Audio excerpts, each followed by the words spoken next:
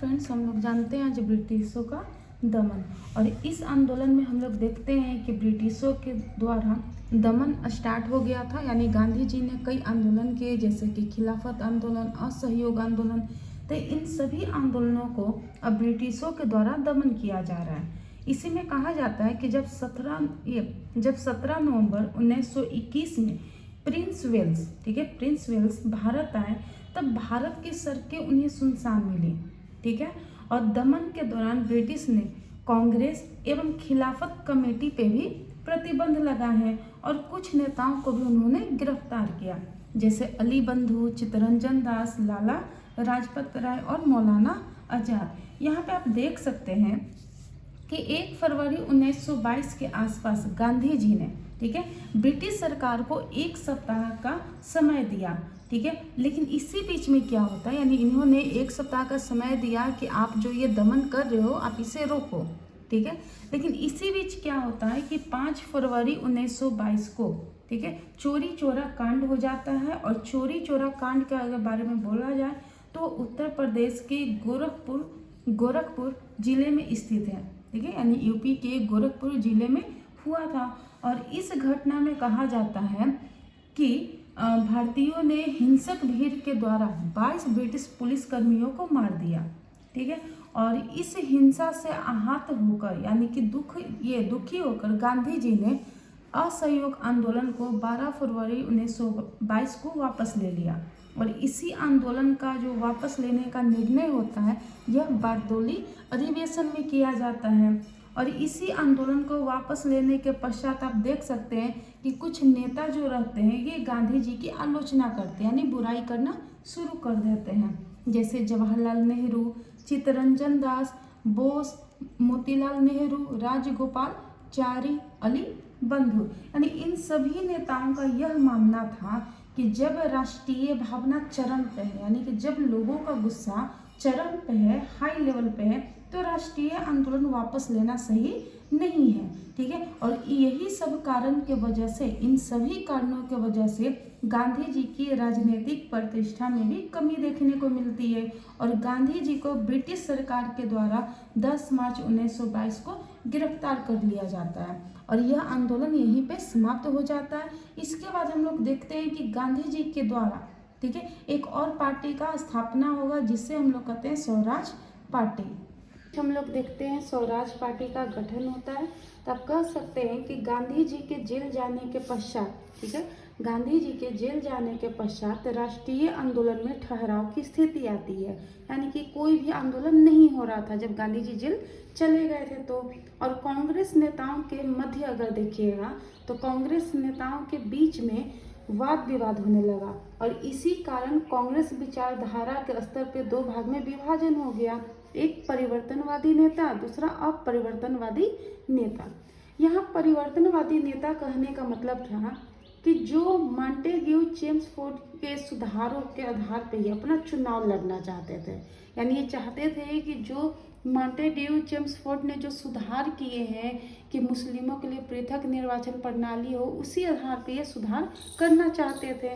जबकि अपरिवर्तनवादी नेता जो थे ये गांधीवादी सिद्धांतों पे चलना चाहते थे। और इसी बीच में आप देख सकते हैं कि 1923 में परिवर्तनवादी के द्वारा परिवर्तनवादी नेताओं के द्वारा एक नई स्वराज पार्टी का गठन किया गया। और इस स्वराज पार्टी का जो स्थापना होता है ये 1923 में मोतीलाल नेहरू और चित्तरंजन दास के द्वारा इलाहाबाद में की जाती है। और इसी पार्टी के अन्य नेता भी आप देख सकते हैं, जैसे अजमल खां, विट्ठल भाई पटेल, मदन मोहन मालवीय और जयंकर। ठीक है। और इसी में आप देख सकते हैं कि भारतीय राष्ट्रीय कांग्रेस ने इस अधिवेशन को भारतीय राष्ट्रीय कांग्रेस ने गया में एक अधिवेशन किया 1922 में, और इस अधिवेशन के जो अध्यक्ष थे वो थे चित्तरंजन दास। इसी में आप देख सकते हैं कि स्वराज पार्टी ने मॉन्टेग्यू चेम्सफोर्ड सुधार का स्वागत किया। ठीक है। और उन्होंने 1923 के चुनाव में भाग लेने का भी फैसला किया। इसी बीच आप देख सकते हैं कि स्वराज पार्टी का जो वास्तविक नाम देखें तो ये कांग्रेस खिलाफत स्वराज पार्टी था, लेकिन इसे हम लोग किस नाम से जानते हैं? स्वराज पार्टी के नाम से। और इसी बीच काकीनाडा अधिवेशन होता है 1923 में, और इसमें कांग्रेस चुनाव में भाग लेती है। और इसी भाग जब ये कांग्रेस इस चुनाव में भाग लेती है तो जो कांग्रेस दो भागों में यहाँ से बट रही थी, ये विभाजन बच गया और कांग्रेस का विभाजन नहीं हुआ। इसी के बीच आप देख सकते हैं कि स्वराज पार्टी के अन्य समर्थन भी थे, जैसे कि अजमल खां, विट्ठल भाई पटेल, मदन मोहन मालवीय और जयकर, ये सब इनको समर्थन प्राप्त था। और स्वराज पार्टी ने 1923 के चुनाव में बहुत अच्छा प्रदर्शन भी किया है, और साथ ही साथ केंद्रीय विधानमंडल जहां पे 101 सीट थी, उसमें से कांग्रेस ने 42 सीट जीत ली। ठीक है, और जीतने के कारण पहली बार स्वराज पार्टी में, पहली बार अगर देखा जाए तो स्वराज पार्टी में, ठीक है, यानी स्वराज पार्टी के कारण ही भारतीयों को पहली बार सांसद बनने का मौका मिला। और 1925 में विट्ठल भाई पटेल को केंद्रीय विधानमंडल का अध्यक्ष चुना जाता है। और इसी बीच आप देख सकते हैं कि 1923 से 24 में स्वराज पार्टी या कांग्रेस ने स्थायी नगर निकाय चुनाव में भी भाग लिया और उसमें सफलता हासिल की। ठीक है, और साथ ही साथ यहाँ पे कई मेयर भी इस स्वराज पार्टी के दौरान बनते हैं, जैसे कि कलकत्ता के मेयर बने थे चित्तरंजन दास, अहमदाबाद के मेयर बने विट्ठल भाई पटेल, पटना के मेयर बने डॉक्टर राजेंद्र प्रसाद, और इलाहाबाद के मेयर बने थे जवाहरलाल नेहरू। तो आप यहाँ से देख सकते हैं कि किस तरीके से स्वराज पार्टी का निर्माण हुआ। अब यहाँ से हम लोग जानेंगे साइमन कमीशन के बारे में कि साइमन कमीशन कब आया। हम लोग बात करें साइमन कमीशन के बारे में, तो मॉन्टेग्यू चेम्सफोर्ड सुधार जो थे वो 1919 में लागू किए गए थे, और इन्हें लागू करते समय यह कहा गया था कि 10 वर्ष के पश्चात, ठीक है, इन सुधारों की समीक्षा हेतु एक आयोग भारत भेजा जाएगा। यानी कि यह 10 वर्ष के बाद आने वाला था मॉन्टेग्यू चेम्सफोर्ड सुधार, ठीक है, यानी कि 1929 में आने वाला था। लेकिन यह आयोग वास्तव में क्या हुआ था कि ब्रिटिश सरकार के द्वारा 2 वर्ष पहले ही भारत में आ जाती है 1927 में। और ऐसा इसलिए हुआ क्योंकि ब्रिटेन में इस समय कंजर्वेटिव पार्टी की सरकार थी, और उन्हें भय था कि आगामी चुनाव में, यानी आने वाले चुनाव में कहीं लेबर पार्टी यदि सत्ता में आ गई तो भारत को आज़ाद कर देगा, यानी भारत को स्वराज दे देगा, या वहाँ की राजनीतिक सुधार सही न कर दे। ठीक है, और इस समय भारत के सचिव थे बर्केनहेड, और इन्होंने नवंबर 1927 में सर जॉन साइमन की अध्यक्षता में एक कमीशन का गठन किया, और इसी कमीशन का नाम होता है साइमन कमीशन आयोग। अगर इस कमीशन में देखा जाए तो साइमन कमीशन जो होते हैं 3 फरवरी 1929 को बम्बई पहुंचते हैं, और इस कमीशन के जितने भी सदस्य थे सब यूरोपीय थे, और यहीं से इस साइमन कमीशन का विरोध होता है क्योंकि यह भारत की समीक्षा के लिए आ रहा था और इसमें एक भी भारतीय नहीं थे। तो भारतीय राष्ट्रीय कांग्रेस में अगर देखा जाए तो भारतीय राष्ट्रीय कांग्रेस के मद्रास अधिवेशन में, ठीक है, जिनकी अध्यक्षता कौन कर रहे थे, मोहम्मद अंसारी के द्वारा किया जा रहा था, तो इन्होंने साइमन कमीशन का विरोध किया। साथ ही साथ भारत के कई दलों ने साइमन कमीशन का विरोध किया है, जैसे कांग्रेस पार्टी, मुस्लिम लीग, हिंदू सभा, और इसी में आप देख सकते हैं कि इन सभी दलों ने क्या किया, साइमन कमीशन का विरोध किया। लेकिन भारत में 2 ऐसे भी राजनीतिक दल थे जिन्होंने साइमन कमीशन का स्वागत किया कि आइए भारत, आप बहुत अच्छे हैं और भारत के लिए बहुत अच्छे कार्य कर रहे हैं, जैसे जस्टिस पार्टी मद्रास का, यूनिस्ट पार्टी पंजाब का। ठीक है, और इसी में भारतीय नेताओं ने साइमन कमीशन का विरोध करते हुए साइमन गो बैक का नारा भी लगाया है, और पूरे भारतवर्ष में इसका विरोध किया गया। और लाहौर में कहा जाए तो साइमन कमीशन का विरोध लाला लाजपत राय के द्वारा किया जा रहा था, और इसी में क्या होता है कि एक ब्रिटिश अधिकारी रहते हैं सॉन्ड्रस, और इनके द्वारा लाला लाजपत राय पे लाठीचार्ज करवाया जाता है। ठीक है, जिसके पश्चात लाला लाजपत राय घायल हो जाते हैं और इनकी मृत्यु हो जाती है। ठीक है, तो आप इस तरीके से देख सकते हैं कि साइमन कमीशन किस तरीके से भारत आया है।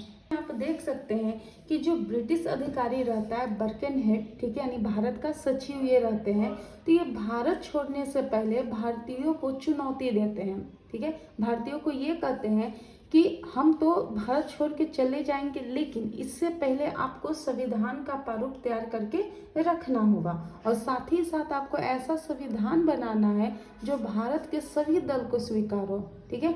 ऐसा बर्कनहेड इसलिए बोले थे क्योंकि वो जानते थे कि भारत में, ठीक है, भिन्नताएं हैं, कई जाति हैं, कई धर्म हैं और वो आपस में ही लड़ रहे थे। तो इन्होंने भारतीयों को एक चुनौती दिया और ऐसा नहीं है कि ये संविधान की मांग सबसे पहले, ठीक है, स्वराज पार्टी में ही किया गया, ऐसा कुछ नहीं है। इससे पहले भी भारतीय संविधान की मांग की गई है और सबसे पहले भारतीय संविधान की मांग बाल गंगाधर तिलक के द्वारा की गई थी 1895 में और दूसरी बार भारतीय संविधान की मांग महात्मा गांधी के द्वारा 1922 में की गई है। तो आप इस तरीके से देख रहे हैं कि किस तरीके से भारतीय आंदोलन और ज़्यादा विस्तार अपना पकड़ रही है और ज़्यादा अपना स्पीड पकड़ रही है और इसी में अब नेहरू रिपोर्ट आता है और जिसमें हम लोग को संविधान प्रारूप तैयार करने के लिए एक समिति का हम लोग गठन करते हैं। आप देख सकते हैं कि बर्कनहेड के द्वारा जो हमें संविधान प्रारूप तैयार करने के लिए कहा गया था, तो इसमें नेहरू रिपोर्ट 31 दिसंबर 1929 को पेश किया जाता है, यानी कि भारत का संविधान का प्रारूप तैयार करने हेतु एक समिति का गठन किया गया और इस समिति का जो गठन हुआ था इसके अध्यक्ष बने थे मोतीलाल नेहरू और इस समिति के कई अन्य अध्यक्ष भी थे, कई अन्य सदस्य भी थे, ठीक है, जैसे तेज बहादुर संप्रभु, सुभाष चंद्र बोस, MS सरदार, मंगल सिंह, अली इमाम, कुरैशी, GR प्रधान, ठीक है। लेकिन इस नेहरू रिपोर्ट के जो मुख्य रचनाकार हैं इनके बारे में कहा जाता है कि ये मोतीलाल नेहरू और तेज बहादुर संप्रभु थे, ठीक है। अब इसी नेहरू रिपोर्ट के बारे में अगर कहा जाए तो इस नेहरू रिपोर्ट में कई प्रावधान किए गए, यानी कि किन किन बातों पे फोकस करना चाहिए इनके बारे में चर्चा की गई। जो सबसे पहले था कि भारत को एक संघ के रूप में स्थापित किया जाए, यानी कि भारत में कई छोटे छोटे राज्य न हो, सब अब एक होना चाहिए, ठीक है। और दूसरा था कि केंद्र में द्विसदनीय विधायिका स्थापित हो, यानी केंद्र में दो सदन होना चाहिए, ठीक है। जैसा आज आप देख सकते हैं कि आपके केंद्र में 2 सदन है, संसद में 2 सदन है, राज्यसभा, लोकसभा, विधानमंडल में भी है, ठीक है। तो यहाँ पे कहा गया कि पक्ष विपक्ष होना चाहिए और इन्होंने कहा कि जितनी जल्दी हो सके स्वराज की प्राप्ति हो और ब्रिटिश गवर्नर जनरल जो है उनका केवल संवैधानिक ही मुखिया हो, यानी कोई ज़्यादा पावरफुल ना हो, बस संवैधानिक मुखिया हो। साथ ही साथ मुस्लिमों के लिए जो पृथक निर्वाचन प्रणाली को मानते हुए चेम्सफोर्ड ने सुधार किया था उस पर प्रतिबंध लगाया जाए और भारत एक धर्मनिरपेक्ष राष्ट्र हो। भारत हमारा कैसा हो? भारत एक धर्मनिरपेक्ष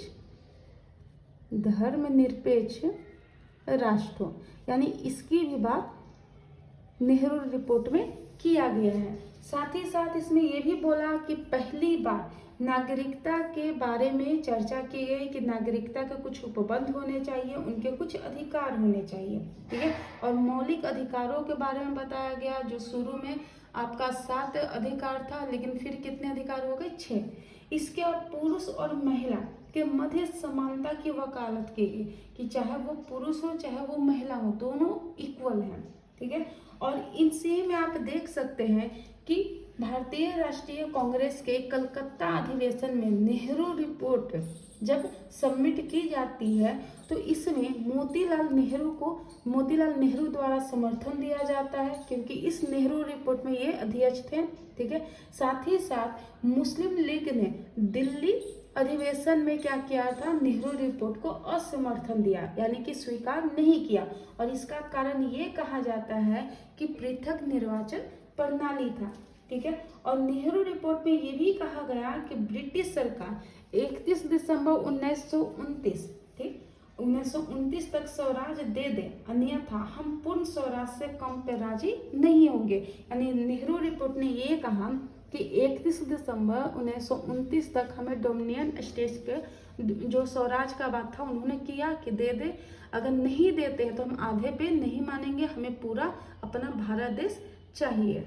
आप देख सकते हैं कि जिन्ना की 14 सूत्रीय मांग यहाँ से शुरू हो जाती है, यानी मोहम्मद अली जिन्ना के द्वारा कुछ डिमांड किए जाते हैं, जैसे कि मार्च 1929 में, ठीक है, दिल्ली अधिवेशन में मुस्लिम लीग ने नेहरू रिपोर्ट को अस्वीकार कर दिया था। यानी दिल्ली अधिवेशन में नेहरू रिपोर्ट को मुस्लिम लीग ने क्या किया, अस्वीकार किया। कब, मार्च 1929 में, ठीक है। और इस अधिवेशन में यह भी कहा जाता है कि जो मुख्य कारण था वो पृथक निर्वाचन प्रणाली के अधिकार को मान्यता कांग्रेस पार्टी नहीं दी थी, और इसीलिए हम नेहरू रिपोर्ट को क्या करते हैं, अस्वीकार करते हैं। और साथ ही मोहम्मद अली जिन्ना ने 14 सूत्रीय मांग पेश की है, जिसमें से कुछ प्रमुख डिमांड यहाँ पे है, जैसे कि पहले मुस्लिम लीग ने कहा कि पृथक निर्वाचन प्रणाली के मांग को बहाल किया जाए, यानी कि हमारे जो पृथक निर्वाचन प्रणाली है उसे बहाल कीजिए।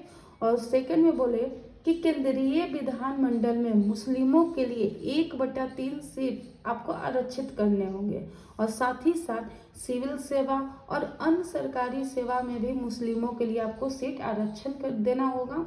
और जो भी आप प्रस्तावित संविधान बना रहे हैं उस संविधान में मुस्लिमों के लिए आपको विशेष प्रावधान करने होंगे, यानी विशेष प्रोविजनल करने होंगे। तो आप यहाँ से देख सकते हैं कि अब किस तरीके से, ठीक है, हमारा जो आंदोलन है भारत को आज़ाद करने के लिए वो अब रफ्तार पकड़ चुकी थी, ठीक है। और यहाँ से मुस्लिम लीग अब कैसे धीरे धीरे ये हिंदू धर्म से अलग होती है, हिंदुओं से अलग होती है, और यहीं से शुरू होता है कांग्रेस का लाहौर अधिवेशन और गांधी इरविन समझौता। तो ये सब हम लोग अगले लेक्चर में करेंगे।